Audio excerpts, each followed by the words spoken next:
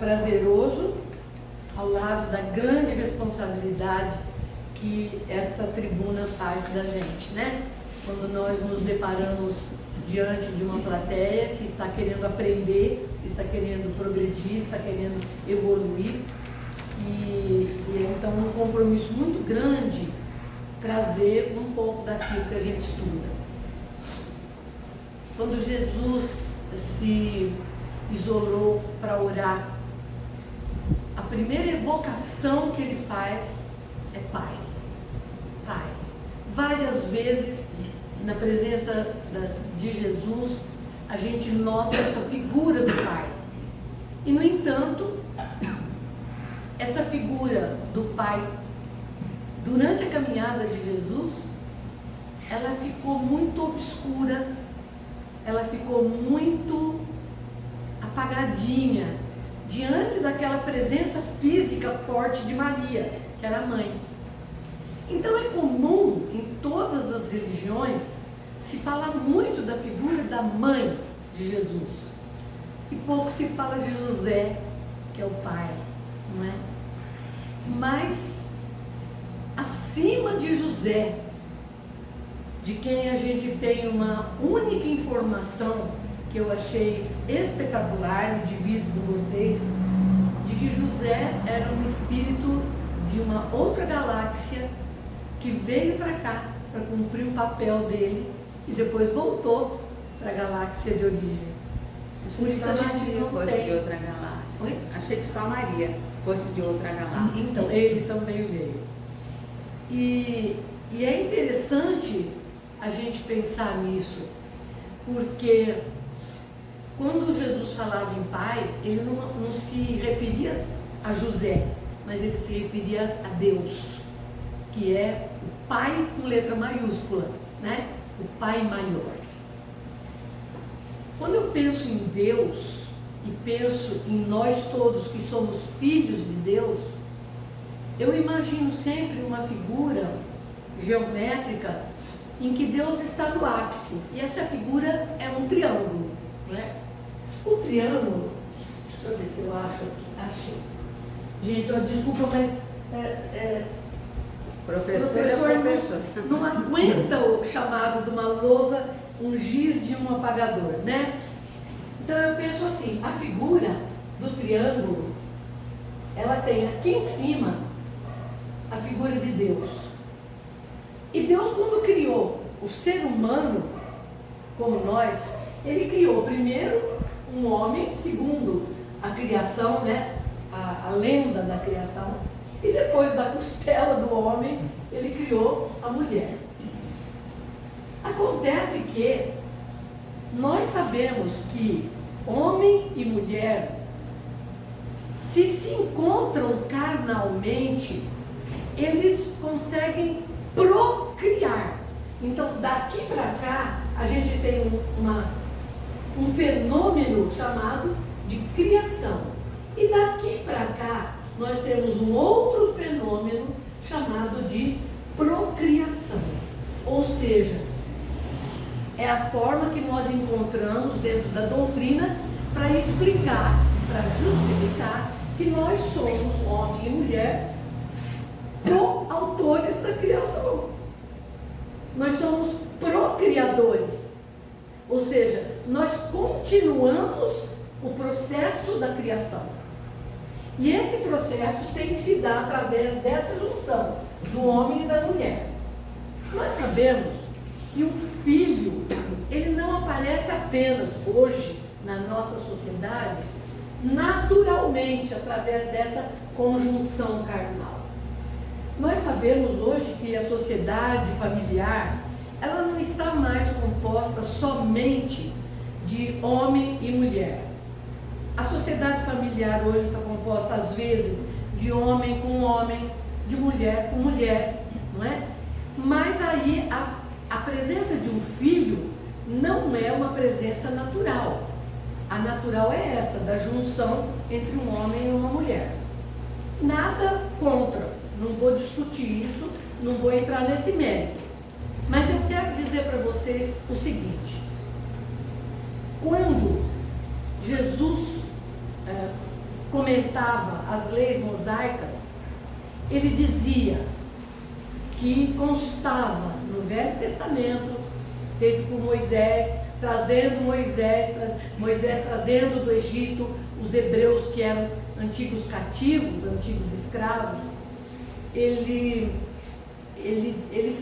lembra a todos nós, através do Decálogo, através dos 10 mandamentos, o quarto mandamento que eu vou citar, que é honrar pai e mãe.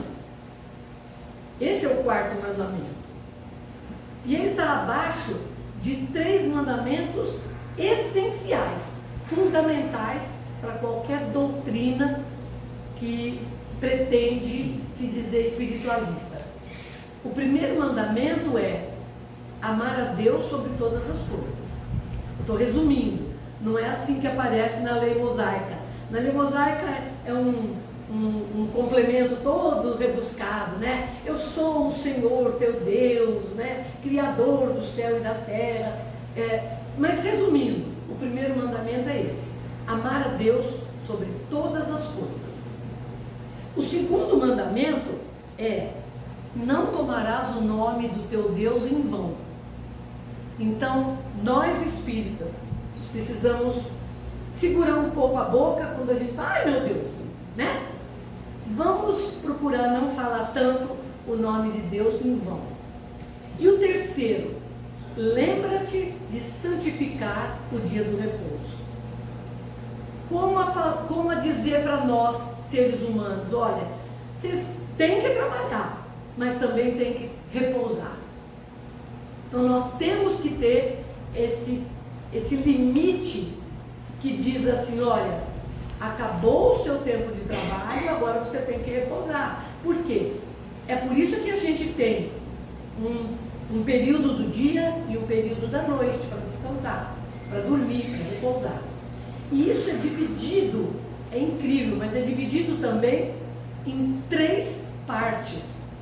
O número 3, gente, dentro da Bíblia, dentro do cristianismo, é muito importante. No catolicismo vocês vão encontrar muito o número 3, porque eles falam da Trindade, né? Da Santíssima Trindade. No Espiritismo a gente também tem muitas vezes o número 3. Mas o que eu quero hoje dizer para vocês é que, fazendo esse desenho do triângulo e da criação, e depois fazendo aqui o triângulo do homem e da mulher que conseguem procriar um filho, eu cheguei a uma conclusão tão bonita que isso daqui, na verdade, é um símbolo da nossa evolução. A gente parte do filho, vem pela mulher e chega a Deus. Essa é a espiral da evolução. Esse é o movimento da vida, porque o movimento da vida é esse, vertical e ascendente. Nós temos que aprender, como espíritas que somos, a nos libertar dos problemas materiais. Enquanto estamos aqui, estamos sujeitos a todos os acontecimentos materiais, mas não podemos estar o tempo todo ligados a ele, submissos a eles, né? Então nós temos aqui essa importância que nos leva a compreender como é que Deus pretende que desse movimento se chegue a ele. Então, como eu disse antes, não vamos falar da constituição familiar hoje, atual, mas eu quero lembrar hoje com vocês como é que a nossa constituição familiar era.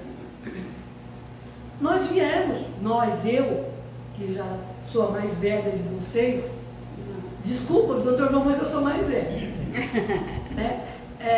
A gente veio de uma família onde havia muitos filhos, e onde cabia ao pai, ao marido, ao homem da casa, uma série de tarefas. Ele tinha que ser o governador da casa, ele era o manda-chuva da casa, né? Lembra daquelas histórias que a gente ouvia de criança quando a mãe não dava muito conta mais das artes que a gente fazia? Ela falava, espera teu pai chegar. Então, porque a figura do pai era o do governador da casa, era daquele que mantinha a ordem principal da casa, né? Outra coisa que cabia ao homem era o provimento de todas as necessidades da casa. Ele saía para trabalhar, ele tinha que trazer o dinheiro para fazer as compras e manter a família. E olha que as famílias não eram pequenas. Não eram pequenas. Atualmente eu estou cuidando da reforma do túmulo onde eu tenho, lá em Pindorama, 5 irmãos enterrados, que eu não conheci nesta existência, porque quando eu nasci eles já tinham morrido. Inclusive uma menina chamada Rosalie como eu. Então eu fico pensando na minha mãe, né? Com 10 filhos, fiquei pensando. Aí fui pedir no cartório todos os documentos, as certidões de óbito para poder movimentar a reforma do túmulo. Acabei descobrindo uma coisa que nem a minha irmã, mais 10 anos mais velha do que eu, sabia. O primeiro filho da minha mãe era um natimorto, que foi registrado, né? Então, na verdade, minha mãe teve 11 filhos, não teve 10, né? E eu não sabia. E é esse túmulozinho que eu vou reformar para deixar bonitinho, porque são os restos dele, mas restos dos corpos. Por quê? Nós espíritas temos que entender que uma família, quando ela é constituída, ela tem um planejamento a cumprir. E nós vamos tratar disso já já. Vamos terminar as propostas da ação do pai numa família. Como era? Ele tinha que apoiar e proteger a mulher e a prole. Essas eram as funções do marido. E aí, quando ele chegava em casa do trabalho, como é que ele tinha que chegar? Ele chegava e encontrava o jantar quase pronto, a casa toda limpa, a cama feita, a comida pronta. E aí ele chegava e tinha que encontrar também o banheiro à disposição, né? Ele tomava seu banho, sentava, jantava, ia descansar na poltrona ou na varanda, enquanto a mulher ia arrumar a cozinha. Mas ela já tinha trabalhado o dia inteiro em casa, porque cabia à mulher outras tarefas. Cabia a uma mulher saber administrar o lar, fazer do lar um ambiente acolhedor, fazer do lar um ambiente feliz para as crianças. Cabia a mulher educar as crianças para respeitar a figura do pai. Ainda que de vez em quando o pai desse as suas palmadas, né? Ou falasse mais alto. Então, a mulher cabia essas tarefas domésticas além da tarefa da educação dos filhos. Cabia à mulher. Ao pai, a educação não dizia nada. Era a mulher que tinha que cuidar disso. Acontece que mais ou menos nos anos 60 do século passado, as mulheres se rebelaram e resolveram criar um movimento de liberação feminina, pedindo direito a voto, direito a trabalhar fora de casa, direito a ter um trabalho remunerado tanto quanto o homem tem, não é? Porque ela tem capacidade para isso, só que ela não tinha noção do ônus que isso ia causar. Por quê? Ela sai de casa para trabalhar, ela se liberta daquela tarefa anterior, e é preciso então terceirizar os filhos, porque o marido não voltou para casa para ajudar, ele continuou com as tarefas anteriores. Poucos são os maridos que ajudam a fazer alguma coisa em casa. Poucos são os maridos que alguma vez arrumaram a cama, que eu saiba. Tarefa de mulher. Poucos são os maridos que, na hora que termina o jantar, levanta, pega o seu prato e leva, ou lava o seu prato, ou lava o seu copo quando ele toma água. Não, ele toma água e deixa lá. Como se ele dissesse assim, olha, eu sou o provedor ainda, eu sou o homem da casa ainda, e você continue com as suas tarefas domésticas. Então, esse ônus ficou muito pesado para a mulher, porque ela passou a acumular as funções. Ela continuou com as funções anteriores, e aí ela tinha que trabalhar fora de casa. E não só isso, para ela poder trabalhar fora de casa, ela tinha que dar um jeito de mandar levar as crianças para a escola. Então, ou ela tinha que arrumar algum vizinho que cuidasse, ou ela tinha que pagar alguém para levar, alguém para buscar, porque o marido dificilmente não ia. Então vejam que a constituição familiar começou a se mexer daquele modelo que a gente conhecia a partir dos anos 60, 1960, com essa liberação feminina. Depois disso, nós começamos a ver que houve uma liberação de todas as minorias que nós conhecemos. Todas. E essa liberação de todas as minorias acabou trazendo também aquela nova constituição familiar que eu falei para vocês. Uma constituição de homem com homem, de mulher com mulher. Nada contra. Só que essa criação de um filho, a criação natural, ela passou a conviver com a procriação por adoção. Então, é feita uma procriação de uma outra forma, mas o filho chega à nova constituição familiar através da adoção. Foi a forma encontrada para se adaptar a essa nova condição de constituição familiar. Tá? Então, tudo isso, gente, passou a mostrar para nós que essa Constituição precisava ser remodelada em termos de direito humano. Segundo o direito divino, nós entendemos de uma forma, o direito humano entende de outra.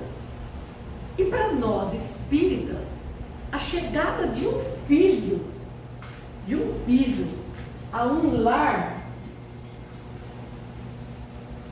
ele exige, no mínimo, a figura de um homem, de uma mulher, ou de um homem e outro homem, ou de uma mulher com outra mulher. Mas ele exige, no mínimo, duas pessoas. Ele tem que ter duas referências, porque são duas formas de encarar a nova realidade social. Segundo a doutrina espírita, a chegada desse elemento à família não é por acaso. Nenhum filho chega por acaso. Nenhuma adolescente fica grávida por acaso. Nenhuma mulher fica grávida por acaso. Assim como não se adota por acaso. Não é? É incrível como a gente sabe de muitos casos de adoção que a gente, quando descobre que a criança é adotada, fala, mas como é que parece desse jeito com o pai? Fisicamente, como é que parece desse jeito com a mãe? Não é? E é interessante a gente perceber tudo isso. Quando o filho chega a um lar, ele passa por um período de adaptação ao lar, ao casal, homem, mulher, mulher, mulher. Ele passa por um período de adaptação que demora quase um ano. porque ele tem que ser gerado de tal forma que ele possa expandir o seu perispírito para poder reencarnar. Vamos agora falar sobre a chegada de um filho segundo o ponto de vista espírita. Ele foi preparado espiritualmente, ele foi perispiritualmente diminuído para caber dentro do embrião, e depois de fecundado ele começa a se expandir. Só que ele demora para se expandir 9 meses. Por isso, toda criança tem muito mais ligação com a mãe do que com o pai, que convive mais tempo com a mãe. No entanto, segundo o ponto de vista espírita, o lar onde esse espírito vai reencarnar não é um lar maravilhoso, principesco, como todo mundo desejaria. É um lar onde outros espíritos estão reunidos, na maioria das vezes por resgate, não por missão. Raramente nós encontramos lares onde um dos cônjuges está ali por missão. É raro. Encontram-se, né, Vera? Encontram-se. Mas a maioria dos casais acaba se acoplando, se encontrando, se formando com dificuldade. Não é fácil formar um casal. Se eu pensar que esse daqui é um homem que veio de uma determinada família, com hábitos, com cultura, com comportamentos já pré-estabelecidos. E aí ele se encanta com uma moça que ele conheceu numa festa. Ele vai encontrar uma moça linda, cheirosa, bem arrumada, mas ela veio de um outro lar, onde tem uma outra cultura, onde ela teve uma outra educação e onde ela não anda todo dia perfumada e bonitinha. O que acontece quando eles resolvem se casar? Tem que haver uma adaptação. Esse período de adaptação depende muito da boa vontade de cada um dos parceiros. Porque, como dizia minha mãe, comer sal um ano inteiro do mesmo saquinho não é fácil. Então, esse período de adaptação, ele tem que haver. Por quê? Porque um dos parceiros tem que renunciar a algumas coisas para dar espaço e assimilar o que vem da outra parte. E essa parte também tem que renunciar a algumas coisas para poder assimilar o que vem da outra parte. E nisso a gente tem que assimilar na vida cotidiana a presença da sogra, do sogro, do cunhado, aquele, daquela que fica, né, no ouvido dos outros, aquela pessoa que é maledicente da família, porque aí esse daqui traz a família dele, e essa traz a família dela para a convivência. É um período difícil de adaptação, o casamento. Diz um livro espírita, gente, que eu gosto muito, chama Vida em Família, do Rodolfo Caligares. Ele tem uma frase genial. Ele fala no livro que para casar precisa ter aptidão. Aptidão para casar. E eu fico pensando, não é? Porque para casar, precisar ter aptidão é interessante, né? Mas, vocês me dão licença, eu vou contar uma coisa para vocês. Eu estou organizando um concurso de cartas. E o tema é cartas a um antepassado. Por causa dos 150 anos da imigração italiana. Mas é interessante porque eu não coloquei antepassado italiano. eu coloquei só carta ao antepassado. E aí começaram a chegar cartas para a mãe, para o pai, para um amigo que já morreu não sei quando. E a primeira carta que me chegou, eu chorei 2 dias inteiros por causa daquela carta. Eu fiquei tão emocionada, porque eu sabia de quem era a carta. A pessoa mandou por e-mail para fazer a inscrição. Eu fiz a inscrição, avisei, olha, sua inscrição foi feita, realizada com sucesso, bonitinha. E arquivei a carta já na pasta que depois eu ia mandar para os jurados. Eu mando de grupo de 10 em 10, né, para os jurados. Era a carta número 1, ela chegou no dia seguinte. Eu soltei o concurso, no dia seguinte essa carta chegou. E como só foi ela naquele dia, eu resolvi ler.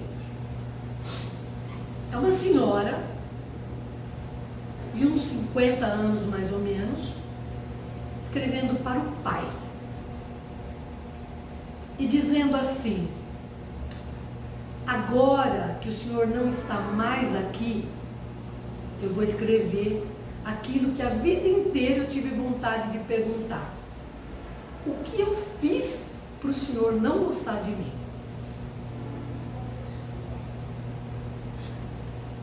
Eu fiquei tão chocada com essa primeira frase dela, que eu falei, meu Deus, o que é isso?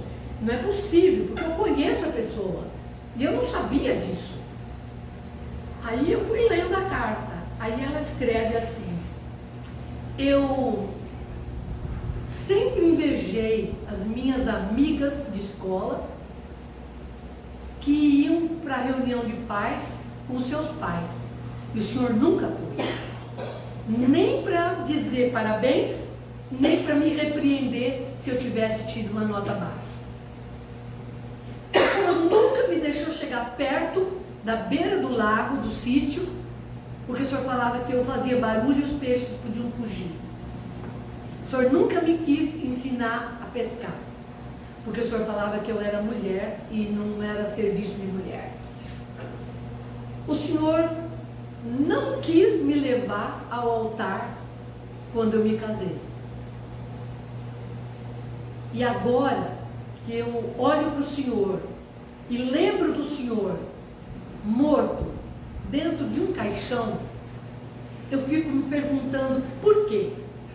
Fiquei me perguntando por quê. E tomei coragem e perguntei para a mamãe se ela sabia por quê, porque isso me machucava muito. E ela me disse que o senhor não tinha vocação para ser pai. Que o senhor, quando casou, disse para ela: eu não quero ter filhos. Eu quero que a nossa vida seja só eu com você, você comigo. Só que a mãe engravidou dessa mulher, dessa moça, dessa criança que cresceu nesse clima de tristeza e de rejeição.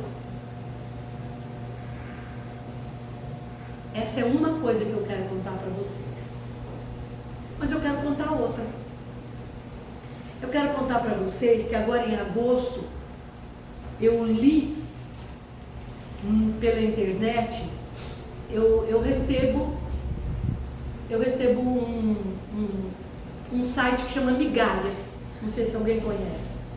Ele vem com as decisões judiciais mais importantes e interessantes que acontecem no Brasil, com sentenças de juízes do Brasil inteiro. E no dia 25 de agosto, agora, o juiz substituto Manuel Eduardo Pedroso Barros, da primeira vara civil de Samambaia, no Distrito Federal, deu uma sentença para um litígio que caiu na mão dele através de uma ação judicial, que um homem chamado José de Alencar impetrou contra o próprio filho. E aí eu vou contar para vocês a história desse José de Alencar. Ele também não tinha aptidão para ser pai. Não tinha vocação para ser pai.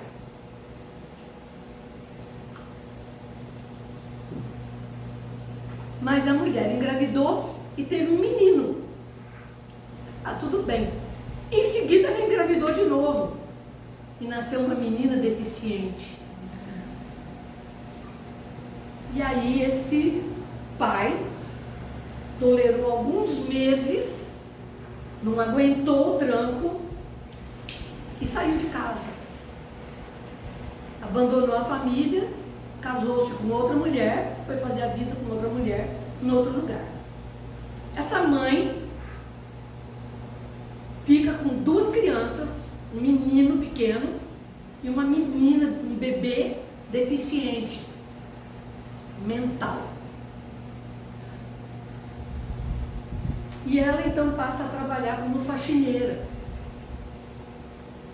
E a vizinhança toda ajudando a cuidar das crianças para ela poder trabalhar. E ela foi criando essas crianças, morando numa favela, e foi criando essas crianças. O menino foi crescendo, ele com 10, 11 anos ele vendia bala na esquina, ia vender no sinaleiro, depois ele começou a trabalhar numa padaria, e esse menino cresceu trabalhando para ajudar em casa. Porque tinha a mãe para cuidar, e a mãe não podia sair muito porque tinha a menina que também estava crescendo e dando mais trabalho ainda. Essa mãe conseguiu trabalhar, conseguiu comprar uma casinha popular, passou a morar na casa com o filho e essa menina, já moça, e os anos foram se passando. Quando o rapazinho fez 18 anos, ela conseguiu comprar por um consórcio um carro para ele trabalhar como taxista. E foi assim como taxista que esse menino ajudou a mãe e essa irmã durante 40 anos. Aí a mãe fica doente, a menina fica doente, morrem as duas de Covid. Com prazo de um mês, morrem as duas. Esse moço fica sozinho. E aparece o pai, querendo dividir a casa e o carro. Bonitinho, né? Na graça. E cai essa ação. O menino teve de fazer um inventário, né? Porque a mãe tinha deixado a casa. Teve de fazer um inventário, o pai descobriu, foi lá e entrou com uma ação querendo a parte dele. Caiu na mão desse juiz. Juiz com 32 anos. Novinho, né? Mas de boa família.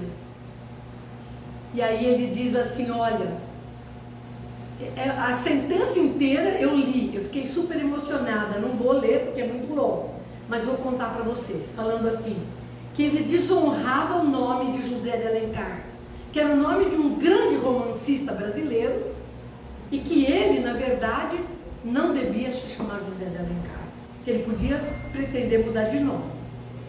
Depois ele diz mais, ele fala assim, o senhor nunca acompanhou a esposa em lugar nenhum, por causa dessa criança doente. O senhor nunca sustentou ninguém na casa, que faz 40 anos, 42 anos, que o senhor saiu da casa. O que o senhor quer? O senhor quer ser um pai, agora que não tem ninguém? E ele vai questionando esse pai na sentença. Eu vou ler um pedacinho. Ele fala assim, eu vou ler só o final. Ser pai é uma missão, não é mera reprodução. Ser pai é dar amor, carinho e proteção. Ser pai é ser amigo leal nas horas certas e severo com brandura quando for preciso. Aí ele diz assim, termino a sentença com um apelo. Não litigue, senhor José, pela herança de uma filha que o senhor não criou. Não litigue pela cota parte de um lar que o senhor não habitou. Não litigue por um amor que o senhor não semeou. Não litigue. Um juiz com 32 anos escrever isso para um pai Porque ele fala uma coisa interessante no meio da sentença. Ele fala assim: crescer num lar sem pai, porque ele não está fisicamente presente, não é tão doloroso quanto habitar um lar onde a gente sabe que o pai habita outro lugar. E eu fiquei pensando nesse juiz. Meu Deus, que juiz, não? Foi criticado pelo Ministério Público, dizendo que ele estava fugindo à lei. E ele então diz assim para o Ministério Público: juiz não é a boca da lei. Jamais admitirei a aplicação da lei para justificar uma situação injusta. Então, olha a coragem desse rapaz. E olha a consciência que ele tem do que é ser pai. Boa formação, né? Não é? Então, não sei se ele é escritor, se ele é poeta, eu só sei que ele é sensível. Ele é um juiz que não se apega à letra, mas ele se apega à situação, ao contexto. E o contexto para um filho crescer tem que ser um contexto onde ele possa encontrar oportunidades para crescer. Essa é a função principal do pai e da mãe. Nós, mais velhos, quando nos propomos a ter filhos, nós temos que saber que nos cabe a responsabilidade fundamental, principal, da educação desses filhos, que a gente tem que olhar com muito carinho, com muito cuidado, principalmente até os 7 anos de idade, porque é só até esse período que a gente torce o pepino. Espiritualmente, depois dos 7 anos, a criança começa a falar: eu não quero pôr essa roupa, eu não vou comer isso daqui, eu não quero ir com a senhora na casa da vovó, porque eu não gosto dela. A partir dos 7 anos, ninguém mais controla uma criança. É preciso que nós adultos, nós avós, estejamos atentos às tendências desse filho que está reencarnando e precisa de um contexto para evoluir. Essa é a função do pai.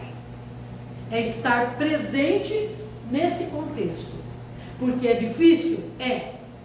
Mas hoje a juventude está muito impaciente, muito intolerante. Qualquer coisinha fala: até logo, não fico mais casado, vou embora.